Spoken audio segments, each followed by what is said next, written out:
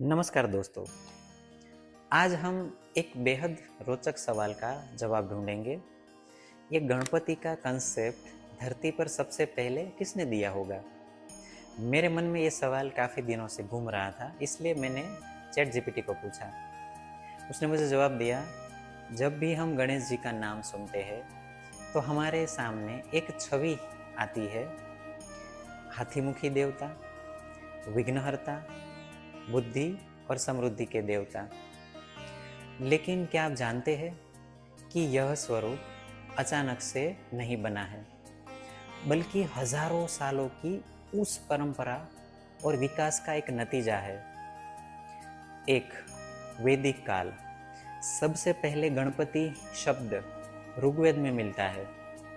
उस समय गणपति का अर्थ था गणों के स्वामी, यानी कि समूहों के नेता। ये उपाधि इंद्र और ब्रह्मा जैसे देवताओं के लिए इस्तेमाल होती थी, लेकिन तब तक हाथीमुखी स्वरूप का कोई जिक्र नहीं था। 2 पुराण काल, बाद में जब शिव पुराण, स्कंद पुराण और गणेश पुराण लिखे गए, तभी पहली बार गणपति को शिव और पार्वती के पुत्र के स्वरूप में दर्शाया गया। यहीं से उनका हाथी का सिर और मानव शरीर वाला जो स्वरूप है वो स्थिर हुआ। 3 ऐतिहासिक प्रमाण, अगर हम पुरातत्व की ओर देखें तो गणेश जी की मूर्तियां हमें लगभग 2री और 3री शताब्दी ईस्वी से मिलती है। ये मूर्तियां खासकर मथुरा और मध्य प्रदेश की जो खुदाई हुई थी उसमें मिली। गुप्त काल, 4ठी से 6ठी शताब्दी में उनका स्वरूप इतना लोकप्रिय हो गया कि गणपति को स्वतंत्र देवता के स्वरूप में पूजा जाने लगा। 4 विश्व में विस्तार हुआ।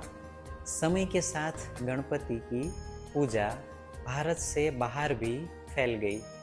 नेपाल, थाईलैंड, कंबोडिया और इंडोनेशिया तक गणेश जी के मंदिर और मूर्तियां भी बनाई गई।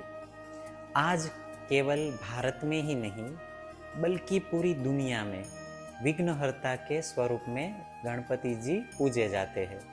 निष्कर्ष, तो दोस्तों, गणपति का जो कंसेप्ट है किसी एक व्यक्ति ने नहीं दिया। यह एक यात्रा थी। वेदों के ऋषि, पुराणों के मुनि और समाज की आस्था ने मिलकर गणपति को आज के स्वरूप में स्थापित किया। इसीलिए जब हम गणेश जी की पूजा करते हैं तो असल में हम हजारों साल की उस परंपरा और ज्ञान को नमन करते हैं। तो बोलो गणपति बाप्पा मोरया।